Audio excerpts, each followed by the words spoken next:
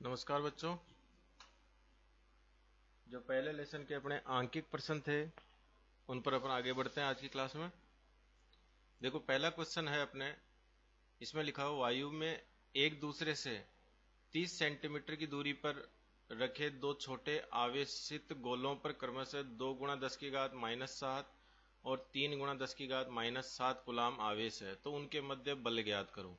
तो देखिए, इसका सॉल्यूशन हो जाएगा। विद्युत बल का जो सूत्र होता है कूलाम के नियम के अनुसार वो होता है F बराबर K Q1 Q2 और बट्टे में R²। यहाँ K का मान हवाई निर्वात के लिए हो जाएगा 9 गुणा 10 की घात 9 न्यूटन मीटर स्क्वायर पर कूलाम स्क्वायर। R यानी कि दूरी दोनों आवेशों के मध्य वो दे रखी है 30 सेंटीमीटर, इसको मीटर में बदल लेंगे अपन, तो 30 गुणा 10 की घात -2 मीटर हो जाएगा। इसके बाद में Q1 आवेश दे रखा है अपन को 2 गुणा 10 की घात -7 कूलाम, और Q2 आवेश अपन को दे रखा है 3 गुणा 10 की घात -7 कूलाम। ठीक है बच्चों, अब इस फॉर्मूले में अपन इन राशियों के मान रखते हैं। तो K का मान हो गया 9 गुणा 10 की घात 9, Q1 का मान हो गया 2 गुणा 10 की घात -7 और Q2 का मान हो गया 3 गुणा 10 की घात -7 और बटे में है R²। तो R का स्क्वायर करेंगे अपन तो 30 का स्क्वायर तो हो जाएगा 900 और 10 की घात -2 का स्क्वायर हो जाएगा -4। -4 से ये -7 कैंसिल, घात 3 बच गई, और ये 10 की घात 2 से ये 9 कैंसिल, 7 बच गई, 7 से ये -7 कैंसिल, 10 की घात 3 बच गई, और 9 से ये 9 कैंसिल हो गया। अब देखो, यहाँ बच गया 2 और यहाँ बच गया 3, तो 2 गुणा 3 हो गया 6 गुणा 10 की घात -3 न्यूटन। तो ये अपने पहले प्रश्न का उत्तर है, 6 गुणा 10 की घात -3 न्यूटन। चलते हैं बच्चों दूसरे प्रश्न पर।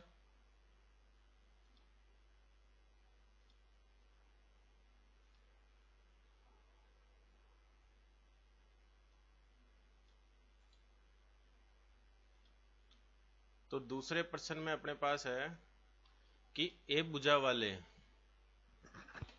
वाले समबाहु त्रिभुज के शीर्ष ए और बी पर समान आवेश Q है, तो त्रिभुज के बिंदु C पर विद्युत क्षेत्र का परिमाण कितना होगा। ठीक है, तो देखो ये त्रिभुज अपन बना लेते हैं। ये त्रिभुज हो गया, समबाहु त्रिभुज है। ये हो गया A बिंदु और ये हो गया B और ये हो गया C बिंदु। यहाँ पर प्लस का Q आवेश रखा है और यहाँ पर भी प्लस का Q आवेश रखा है। इसकी भुजाएं हो गई A और A। देखो, प्लस आवेश के कारण विद्युत क्षेत्र होता है बाहर की ओर, तो ये विद्युत क्षेत्र हो गया इसके कारण बाहर की ओर EB। इसी प्रकार A पर जो आवेश रखा है उसके कारण भी विद्युत क्षेत्र किधर होगा, बाहर की ओर होगा, तो यहाँ पर भी विद्युत क्षेत्र हो जाएगा EA इस दिशा में। इन दोनों विद्युत क्षेत्रों के बीच का जो कोण है ये वाला, समबाहु त्रिभुज होने के कारण समबाहु त्रिभुज के तीनों कोणों का योग 60 डिग्री होता है, तो ये कोण अपने पास कितना आ गया, 60 डिग्री आ गया। अब निकालते हैं अपन EA और EB के जो बिंदु आवेश अपने पास Q और Q है, जो बिंदु A और B पर रखे हैं उनके कारण विद्युत क्षेत्र निकालते हैं। तो बिंदुवत आवेश के कारण विद्युत क्षेत्र होता है अपने पास KQ/R², जबकि यहाँ R की जगह क्या दे रखा है, A, तो ये EA का मान हो गया KQ/A²। इसी प्रकार EB का मान हो जाएगा अपने पास, EB का मान हो जाएगा EB बराबर वही KQ/A²। देखिए, इन समीकरण 1 और 2 से अपन को पता चल रहा है कि भाई जो दोनों विद्युत क्षेत्र हैं वो दोनों विद्युत क्षेत्र परिमाण में समान है और दिशा में अलग अलग है। तो EA का परिमाण और EB का परिमाण जो है वो क्या है, आपस में बराबर है। तो परिणामी विद्युत क्षेत्र निकालते हैं अपन, इन दोनों का परिणामी विद्युत क्षेत्र जो कि बिंदु C पर है। तो परिणामी विद्युत क्षेत्र हो जाएगा अपने पास E बराबर रूट के अंदर परिणामी दो सदिशों के परिणामी सदिश का परिमाण निकालने का सूत्र होता है, उससे अपन ने यह निकाला, या अध्यारोपण के सिद्धांत से। तो EA² plus EB² plus 2EA EB और cos ऑफ 60 डिग्री। ठीक है बच्चों, आगे बढ़ते हैं अपन। तो देखो EA और EB का मान आपस में बराबर है, तो यहाँ रख देंगे अपन EA स्क्वायर। EB की जगह भी अपन ने EA रख दिया, EA स्क्वायर। यहाँ भी अपन EB की जगह EA रखेंगे, तो EA और EA गुणा होकर EA स्क्वायर हो जाएगा, तो ये हो जाएगा 2EA स्क्वायर। और cos 60 का मान होता है 1/2, ये 2 से 2 कैंसिल हो गया। देखो EA स्क्वायर हो गए 1, 2 और 3, तो रूट के अंदर हो गए 3EA स्क्वायर। रूट के बाहर EA आ जाएगा और जो 3 है वो रूट में रह जाएगा। EA का मान क्या है? EA का मान है KQ/A स्क्वायर। तो ये अपने पास परिणामी विद्युत क्षेत्र आ गया। कौन से बिंदु पर? C बिंदु पर। न्यूटन प्रति कूलम इसका मात्रक। बढ़ते हैं आगे वाले प्रश्न पर। तो देखिए बच्चों, नेक्स्ट जो प्रश्न है यह है 5वां प्रश्न, और इस प्रश्न में है कि दो समरूप गोलाकार चालक B और C हैं, समान आवेश से आवेशित है तथा परस्पर F बल से प्रतिकर्षित करते हैं, जबकि इनको कुछ दूरी पर रखा जाता है। एक तीसरा गोलाकार चालक इन्हीं के समरूप है, परंतु वो अनावेशित है। पहले यह B के संपर्क में लाया जाता है, तत्पश्चात ये C के संपर्क में लाकर दोनों से अलग अलग कर दिया जाता है। अब नई स्थिति में B और C के बीच में बल होगा, ठीक है, उतनी ही दूरी पर उनको रखा गया है, तब अपन को बल निकालना है। तो इसका सॉल्यूशन हो जाएगा। देखो पहले अपने पास B और जो C गोले हैं या गोलाकार जो चालक है उनको अपन R दूरी पर रखकर बल निकाल लेते हैं। तो ये पहला चालक हो गया B और ये दूसरा चालक हो गया C। इन दोनों के मध्य की दूरी जो है वो अपन R मान लेते हैं। तो इन पर जो आवेश है वो समान आवेश है Q और Q। तब इनके मध्य बल लगेगा F बराबर K, Q1 की जगह Q है, Q2 की जगह भी Q है और बटे में R स्क्वायर। तो यहाँ से F बराबर हो जाएगा KQ square upon R square. ठीक है, ये तक कब की स्थिति है? प्रारंभिक स्थिति है, जब B और C को कुछ दूरी पर रखने पर बल F लगता है। अब क्या करा? अब अपन ने एक C चालक लिया है जो अनावेशित है, उसको पहले अपन किसके संपर्क में रखते हैं? B के संपर्क में रखते हैं, राइट। तो ये तो हो गया A, ये हो गया B और ये वही R दूरी पर रखे हुए हैं। इस पर आवेश Q है, इस पर भी आवेश Q है। अब इस B के संपर्क में अपन ने किसको लिया? मान लिया A है एक चालक जो इन्हीं के समरूप है बट वो अनावेशित है, उसको अपन ने किससे स्पर्श कराया है? B से स्पर्श कराया। जैसे B से स्पर्श कराया तो चालन विधि के अनुसार अब इन दोनों चालकों पर जो आवेश है वो समान मात्रा में बढ़ जाएगा। तो जो Q आवेश B पर था वो दोनों पर आ जाएगा अब, और जब दोनों पर ये आवेश आ जाएगा, अब जैसे ही इनको अलग अलग करेंगे, यानी कि A को यहाँ से वापस अलग करेंगे, तो आवेश इन पर एक समान रूप में क्या हो जाएगा? वितरित हो जाएगा। तो अब आवेश हो जाएगा B पर, देखो एक समान रूप में वितरित करेंगे तो कितना बच जाएगा इस पर? Q/2 तो B पर बच गया और Q/2 किस पर बच गया? A पर बच गया। अब इस A को अपन किसके संपर्क में ला रहे हैं? C के संपर्क में ला रहे हैं। तो ये A हो गया, इस A पर आवेश कितना है? Q/2 और C पर कितना है? Q। अब जैसे एक को C से संपर्क कराएंगे तो दो चालन विधि के अनुसार इन पर भी आवेश क्या हो जाएगा? एक समान रूप में बढ़ जाएगा। तो एक कुल आवेश इन पर हो जाएगा Q + Q/2 यानी कि 3Q/2। अब इन पर आवेश कितना है दोनों पर मिलकर? 3Q/2। और जैसे ही इनको अलग करेंगे वापस, अब जैसे अपन इस A को C से अलग करते हैं, और जब जैसे ही A को C से अलग करते हैं तो अब C पर आवेश हो जाएगा 3Q/2 का आधा, तो कितना हो जाएगा? 3Q/4। और B पर कितना है? Q/2।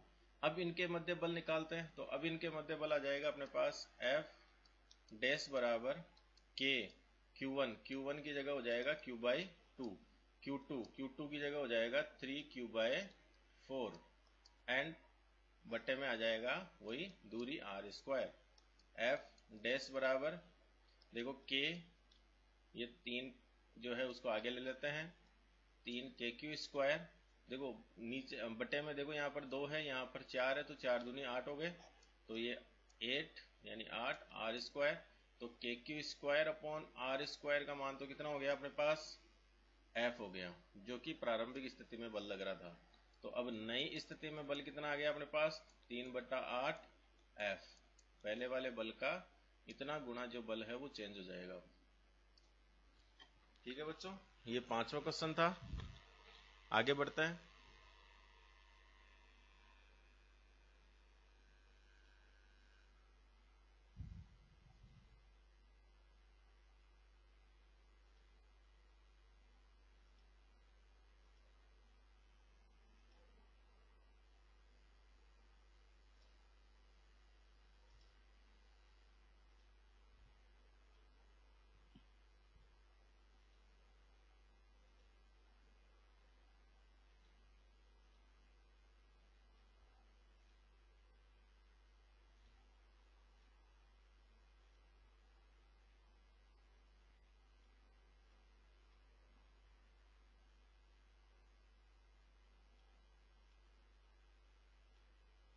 नेक्स्ट क्वेश्चन है अपने पास, वो है क्वेश्चन नंबर 7, और इसमें लिखा हुआ है कि विद्युत आवेश Q को दो भागों Q1 और Q2 में विभाजित करके परस्पर R दूरी पर रखा गया है। तो दोनों के मध्य प्रतिकर्षण बल का अधिकतम होने की जो शर्त है वो क्या होगी, यानी कि वो आवेश किस अनुपात में विभाजित किए जाए कि उनके मध्य लगने वाला प्रतिकर्षण बल सर्वाधिक हो। तो देखो पहले तो अपन ये अपने पास Q आवेश है, इस Q आवेश को अपन दो भागों में बांट लेते हैं। तो पहला तो हो गया Q1 जो यहाँ दे रखा है, दूसरा इसने बांटा है Q2, और Q2 का मान कितना हो जाएगा भाई, Q में से अगर Q1 अपन अलग कर दें तो अब कितना बच गया, Q माइनस Q1। तो Q2 का मान कितना हो जाएगा, Q माइनस Q1। और इन दोनों आवेशों को कितनी दूरी पर रखा है अपन ने, R दूरी पर रखा है। अब इन दोनों के मध्य जो बल लगेगा विद्युत बल, उसका सूत्र हो जाएगा F बराबर K Q1। Q1 की जगह आ गया Q1, और Q2 की जगह हो जाएगा Q माइनस Q1, और बटे में वही R square. F is equal to K, अंदर गुणा कर देते हैं Q1 को, तो ये हो जाएगा Q1 into Q minus Q1 square, और बटे में वही R स्क्वायर। अब देखो यहाँ पर जो प्रतिकर्षण बल लग रहा है वो प्रतिकर्षण बल अधिकतम होगा, प्रतिकर्षण बल अधिकतम होगा। प्रतिकर्षण बल के अधिकतम होने की शर्त क्या है, प्रतिकर्षण बल के अधिकतम होने की शर्त है मैक्सिमम मिनिमा थ्योरम के अनुसार कि इस बल का चर के सापेक्ष जो प्रथम अवकलज है वो 0 होना चाहिए। तो dF upon dQ1 is equal to क्या हो जाएगा, 0 होगा। अगर ये 0 होता है तभी बल का मान अधिकतम होगा, अन्यथा नहीं होगा। ठीक है, ये उच्चिष्ट निम्निष्ट जो प्रमेय है उसके अनुसार हुआ है। तो यहाँ से F का मान रखते हैं अपन, तो D अपॉन dQ1, F का मान रख दिया अपन ने K बटे में R स्क्वायर, और ये हो जाएगा Q1 Q minus Q1 square, और ये बराबर में कितना आ गया, 0 आ गया। देखो K का मान भी 0 नहीं है, K कांस्टेंट है, R का मान भी 0 नहीं है, R भी कांस्टेंट है, तो इनको 0 में भेज देते हैं। तो यहाँ से बच गया D अपॉन dQ1, और इधर हो जाएगा Q1 Q minus Q1 square is equal to 0। देखो अवकलन करते हैं Q1 के सापेक्ष, तो Q1 के सापेक्ष Q1 का अवकलन तो कितना हो जाएगा 1, तो यहाँ से क्या बच जाएगा, Q बच जाएगा अपने पास। और Q1 स्क्वायर का कितना हो जाएगा, x की पावर n से 2Q1 इज इक्वल टू 0। यहाँ से 2Q1 बराबर आ जाएगा Q, और Q1 बराबर कितना हो जाएगा, Q बाय 2। ठीक है, Q1 का मान कितना आ गया अपने पास, Q1 का मान आ गया अपने पास Q बाय 2। तो Q2 का मान निकाल ले अपन, तो Q2 बराबर क्या है, Q2 बराबर है Q माइनस Q1। तो Q का मान Q बाई 2 है, तो ये हो जाएगा अपने पास Q बाई 2, यानी कि दोनों आवेशों का मान, जो भाग है दोनों आवेश, उनका मान क्या आ रहा है, बराबर आ रहा है। Q1 बराबर Q2 बराबर कितना हो जाएगा, Q बाई 2, यानी कि दोनों आवेश के जो भाग है वो जो कुल आवेश है उसका आधा आधा हो गया। यानी कि दोनों आवेशों के मध्य बल अधिकतम कब होगा? जब इस आवेश को आप समान भाग में विभाजित करोगे। ये तो हो गया एक आवेश, कि एक आवेश को अपन ने बांटा है अलग अलग भागों में, तब उनके मध्य प्रतिकर्षण बल अधिकतम कब होगा? जब उसको आधे आधे भागों में बांटोगे। अगर यहाँ पर दोनों आवेश अलग अलग हो, जैसे एक आवेश Q1 है और दूसरा आवेश Q2 है, इनके प्रतिकर्षण बल की शर्त क्या होगी? तो इनमें प्रतिकर्षण बल की शर्त होगी Q1 प्लस Q2/2 में, अगर इनको आप विभाजित करते हो। ठीक है, दो अलग अलग आवेश है तो उनको भी आपको आधे आधे बांटना पड़ेगा, तब जाकर उनको प्रतिकर्षण बल अधिकतम लगेगा।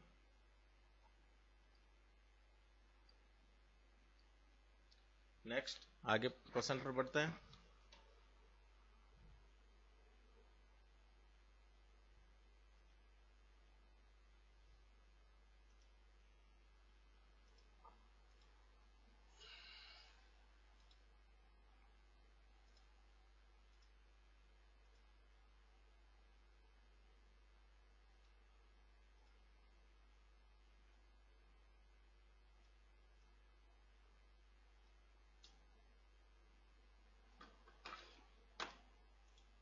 इस प्रश्न में कहा गया है कि ए भुजा वाले समबाहु त्रिभुज एबीसी के शीर्षों पर तीन आवेश रखे हुए हैं, +2q, -q और -q, जिनको कि बिंदु ए, बी और सी पर रखा गया है। तो इस निकाय का द्विध्रुव आघूर्ण कितना होगा? इस निकाय का द्विध्रुव आघूर्ण कितना होगा, ये अपन को ज्ञात करना है। देखिए, ये अपने पास एक समबाहु त्रिभुज हो गया,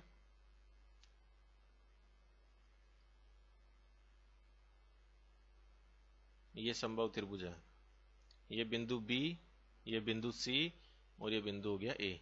जो यहाँ पर ये जो 2q आवेश है, इसको मैं दो भागों में लिख देता हूँ, यहाँ पर प्लस का q और प्लस का q। और यहाँ पर जो ये माइनस का आवेश है, इसको अपन यहाँ लिख देते हैं माइनस का q, और सी पर भी कौन सा है? माइनस का q है। तो देखो यहाँ पर ए और बी पर एक प्लस का और एक माइनस का, दोनों परिमाण में समान है और कुछ दूरी पर रखे हुए हैं, तो ये क्या बन गए? द्विध्रुव बन गए। ठीक उसी प्रकार सी और ए पर जो आवेश है प्लस का q और ये माइनस का q, ये भी दोनों मिलकर क्या बन गए? द्विध्रुव बन गए। तो जो इनका द्विध्रुव आघूर्ण होगा, द्विध्रुव आघूर्ण की दिशा होती है माइनस आवेश से प्लस आवेश की ओर। तो इसका द्विध्रुव आघूर्ण हो जाएगा इस दिशा में और इसका द्विध्रुव आघूर्ण हो जाएगा इस दिशा में। और दोनों द्विध्रुव आघूर्णों के बीच का जो कोण है वो कितना है? 60 डिग्री है, क्योंकि द्विध्रुव का ये कोण 60 डिग्री, समबाहु त्रिभुज का ये कोण 60 डिग्री होता है, तो ये आ जाएगा 60 डिग्री। ठीक है, यहाँ द्विध्रुव आघूर्ण निकालते हैं अपन। तो पहले P1 का मान निकाल लें ए और सी के लिए, तो वो हो जाएगा Q इंटू ए। द्विध्रुव आघूर्ण होता है किसी भी एक आवेश, द्विध्रुव का कोई भी एक आवेश और दोनों आवेशों के मध्य की जो दूरी है उसका गुणनफल क्या कहलाता है? द्विध्रुव आघूर्ण कहलाता है। तो ये एक आवेश हो गया Q और दोनों आवेशों के मध्य दूरी कितनी है? A है। ठीक है, इसी प्रकार अपन P2 निकाल लें, तो P2 बराबर भी क्या हो जाएगा? Q इंटू ए हो जाएगा, क्योंकि यहाँ भी दूरी कितनी है? A है। अब इनका परिणामी निकालते हैं, तो परिणामी द्विध्रुव आघूर्ण हो जाएगा P बराबर P1 square plus P2 square plus 2P1 P2 और cos ऑफ 60 डिग्री। cos 60 का मान वही 1/2 और P1 और P2 का मान बराबर है, तो ये P1 स्क्वायर, यहाँ भी P1 स्क्वायर हो जाएगा 2P1 स्क्वायर और cos 60 का मान हो गया 1/2, ये कैंसिल। तो ये कितने P1 स्क्वायर हो गए? 3P1 स्क्वायर हो गए। तो ये आ जाएगा आपके पास रूट के अंदर 3P1 स्क्वायर, अंडर रूट में 3 तो रह जाएगा और P1 स्क्वायर का P1 बाहर आ जाएगा। P1 का मान कितना हो जाएगा? Q इंटू ए। ये आ गया द्विध्रुव आघूर्ण कूलाम इंटू मीटर। ये परिणामी द्विध्रुव आघूर्ण हो गया। बढ़ते हैं आगे वाले क्वेश्चन पर।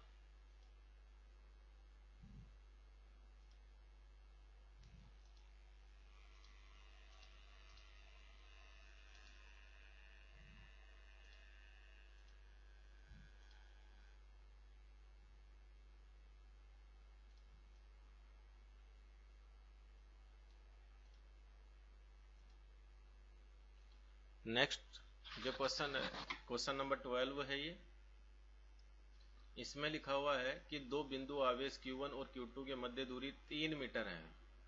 इन आवेशों का योग 20 माइक्रोकुलाम है। कितना है? 20 माइक्रोकुलाम में यदि एक आवेश दूसरे आवेश को 0.075 न्यूटन के बल से प्रतिकर्षित करे तब दोनों आवेशों के मान ज्ञात कीजिए। क्या ज्ञात कीजिए? दोनों आवेशों के मान ज्ञात कीजिए। चलो सबसे पहले अपन लिखते हैं जो अपन को दिया गया है। क्या क्या अपन को दे रखा है? तो सबसे पहले अपन को दे रखा है दोनों आवेशों का योग दे रखा है अपन को, और वो कितना दे रखा है? 20 माइक्रोकुलाम। माइक्रो को लिख सकते हैं 10⁻⁻⁶। फिर दे रखा है दोनों आवेशों के मध्य दूरी कितनी दे रखी है? 3 मीटर। फिर दे रखा है अपन को दोनों आवेशों पर लगने वाला बल, और बल कितना है? 0.075 न्यूटन। अब बल निकाल लेते हैं अपन। पहले तो बल का फॉर्मूला यूज करें अपन, तो F बराबर हो जाएगा K Q1 Q2 और बटे में R²। देखिए यहां से अपन को निकालना Q1 और Q2 का अलग अलग मान। यहां पर अपन को Q1 प्लस Q2 का मान दे रखा है। अगर किसी भी विधि के द्वारा अपन Q1 माइनस Q2 का मान निकाल लें तो दोनों समीकरणों को अपन जोड़ देंगे, तो वहां से अपन को Q1 और Q1 का मान मिल जाएगा। फिर दोनों समीकरणों को घटा देंगे तो अपन को Q2 का मान मिल जाएगा। ठीक है, तो अपना जो टारगेट है इस क्वेश्चन को सोल्व करने के लिए वो है Q1 माइनस Q2 का मान निकालना। चलो आगे बढ़ते हैं। तो ये हो जाएगा F का मान हो गया आपके पास 0.075 बराबर K का मान हो गया 9 गुणा 10⁹ Q1 और Q2 इनका मान है नहीं अपने पास, और बट्टे में R²। R का मान हो गया 3 का स्क्वायर 9। 9 से 9 ये कैंसिल हो गया, तो Q1 और dot Q2 is equal to आ गया 0.075 बटे में 10⁹9। इसको ऊपर लेके जाते हैं अपन 10⁹9 को, या यहां से पॉइंट मैंने हटाया और पॉइंट हटाते नीचे 10⁻3 आ जाएगा। अगर इस 10⁻3 को अपन एक तो 10⁻9 हो गई, एक 3 हो गई, 12 हो गई, तो ये Q1 डॉट Q2 का मान अपन को मिल गया 75 गुणा 10⁻⁻12 कुलाम स्क्वायर, क्योंकि यहाँ Q1 Q2 का गुणनफल है। अब देखो अपन को मान किसका निकालना है? Q1 माइनस Q2 का। तो अपन Q1 माइनस Q2 का मान निकालते हैं। अपना जो टारगेट है Q1 माइनस Q2 का मान निकालना, तो डायरेक्ट अपन Q1 माइनस Q2 का मान नहीं निकाल सकते, तो अपन Q1 माइनस Q2 का होल स्क्वायर लेके चलते हैं। तो Q1 माइनस Q2 का होल स्क्वायर हो जाएगा Q1 square minus plus Q2 square minus 2Q1 Q2। इसमें मैंने 2Q1 Q2 जोड़ दिया और 2Q1 Q2 मैंने इसमें से क्या कर दिया? घटा भी दिया। ऐसा कर सकते हैं अपन।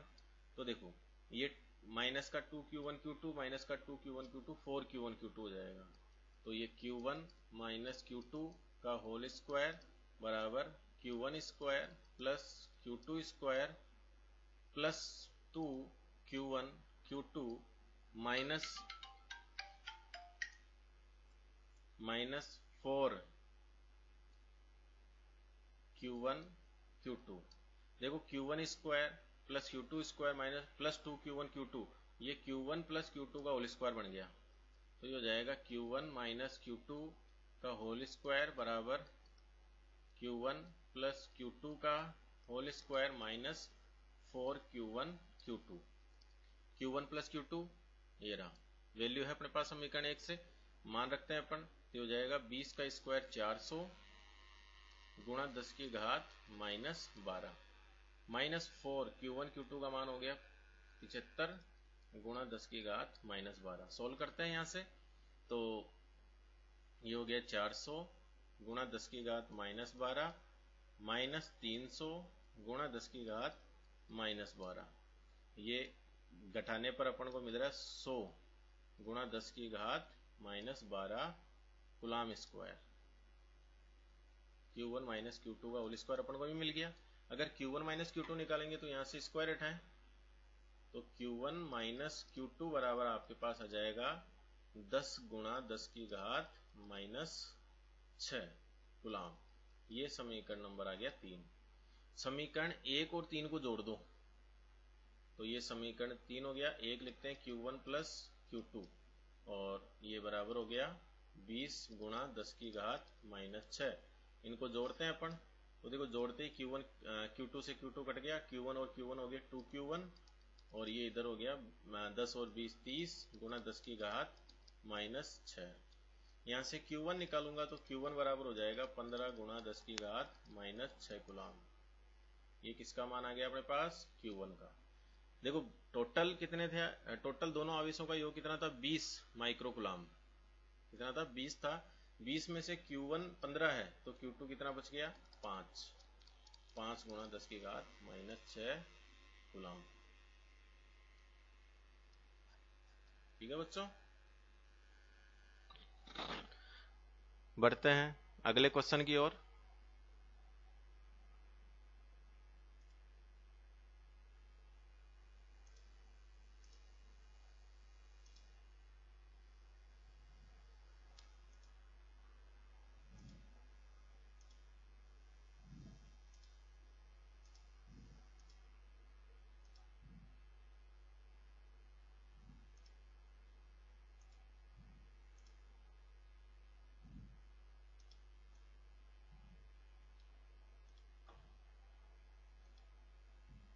देखो नेक्स्ट अपने पास क्वेश्चन नंबर 14 है।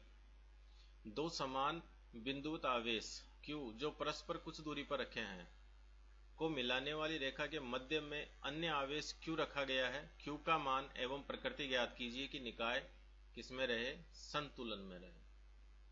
चलो सॉल्यूशन करते हैं पहले क्वेश्चन नंबर 14 का। तो देखो ये आवेश हो गए Q और दूसरा भी हो गया अपने पास Q। इनको मान लीजिए अपन ने कितनी दूरी पर रख दिया? R दूरी पर रख दिया। अब यहाँ इनके मध्य में एक तीसरा आवेश रखना अपन को Q। जब तीसरा आवेश रखेंगे Q तो इन दोनों के मध्य दूरी हो जाएगी R/2 और इधर भी दूरी कितनी हो जाएगी? R/2।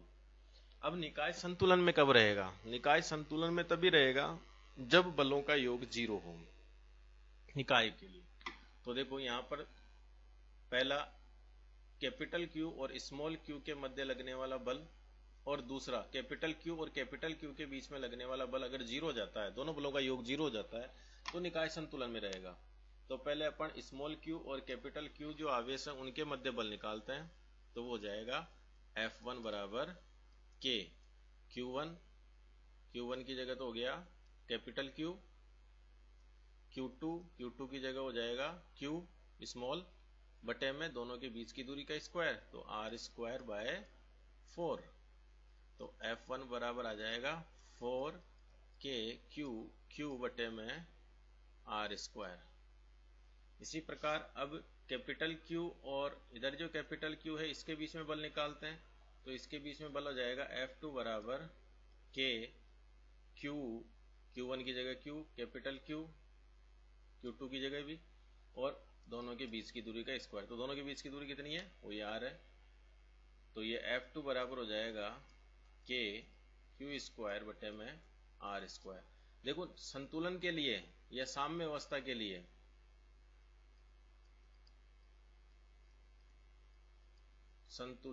हो जाएगा अपने पास F1 प्लस F2 बराबर 0। तो F1 का मान रख दें 4KQ स्मॉल q बटे में R² प्लस F2 का मान हो जाएगा KQ² बटे में R² इज इक्वल टू 0। देखो यहाँ से K कैपिटल Q और बटे में R² कॉमन लेके 0 में भेज दें तो यहाँ से बच जाएगा अपने पास 4Q प्लस यहाँ से बच जाएगा Q बराबर 0।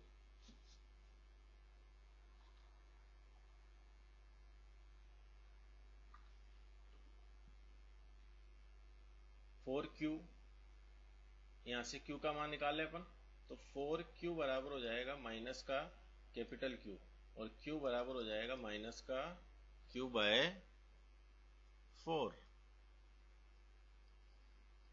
तो निकाय की संतुलन के लिए इस स्मॉल क्यू आवेश का मान कितना होना चाहिए, माइनस का q/4 होना चाहिए।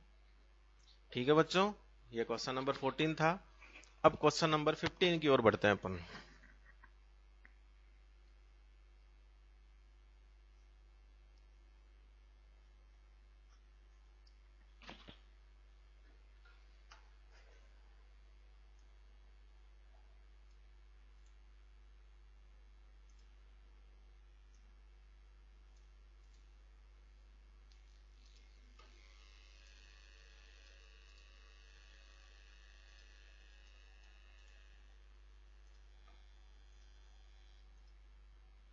फिफ्टीन क्वेश्चन में लिखा हुआ है कि एक समान विद्युत क्षेत्र में प्रोटॉन है, न्यूट्रॉन है और अल्फा कण के त्वरणों का अनुपात अपन को ज्ञात करना है।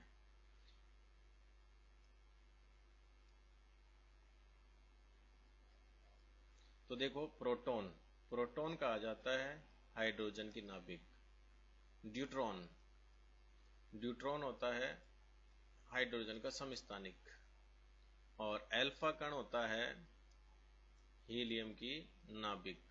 ठीक है, प्रोटॉन का अपन द्रव्यमान मान रहे हैं mp और आवेश मान रहे हैं qp।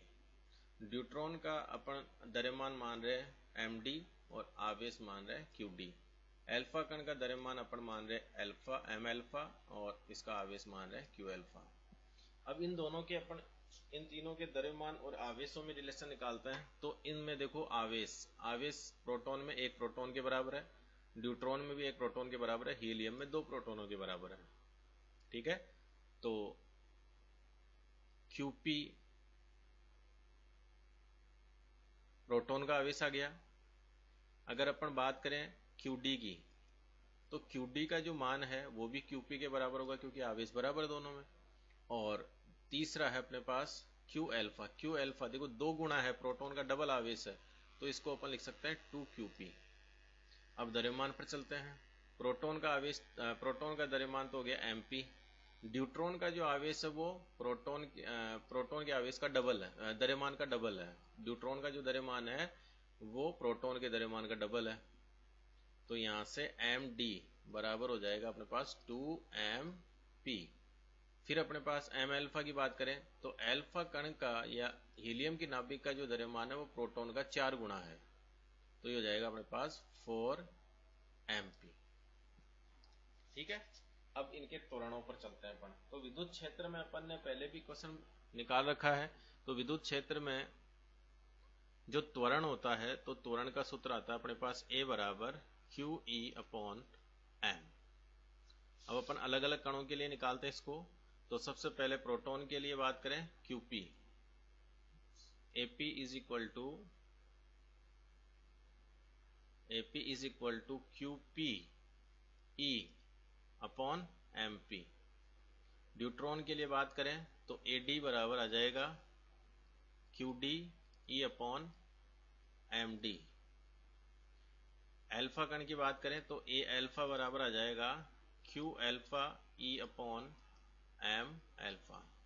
इन तीनों का अपन अनुपात निकालते हैं,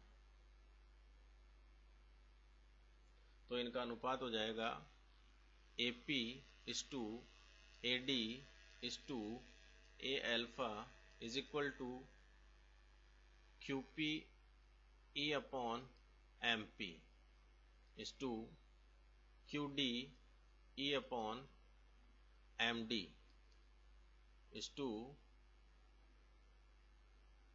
Q अल्फा E/m अल्फा।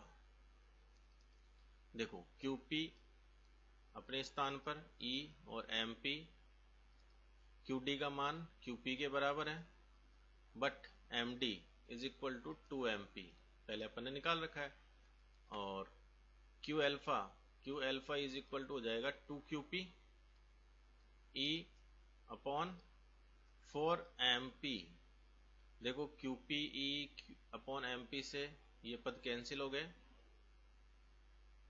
जो बच्चा है वो लिखते हैं 1:2। देखो, ये 2 से ये 4 कैंसिल, 2 आ गया, अनुपात 1/2। इस पूरी इक्वेशन को यहाँ पर 2 से गुणा कर देते हैं, तो 2 से गुणा करने पर हो जाएगा 2:1:1। तो ये प्रोटॉन, ड्यूट्रॉन और अल्फा कण के त्वरणों का अनुपात प्राप्त हो गया। अपन को कितना प्राप्त हुआ अनुपात? 2:1:1। बच्चों इस चैप्टर में और कोई प्रॉब्लम हो तो आप बता सकते हैं। इसके बाद में अपन नेक्स्ट लेसन पर चलेंगे। अगली क्लास में अपन जो कि पास अपना लेसन नंबर 2 है, उस लेसन नंबर 2 के क्वेश्चनों पर चलेंगे।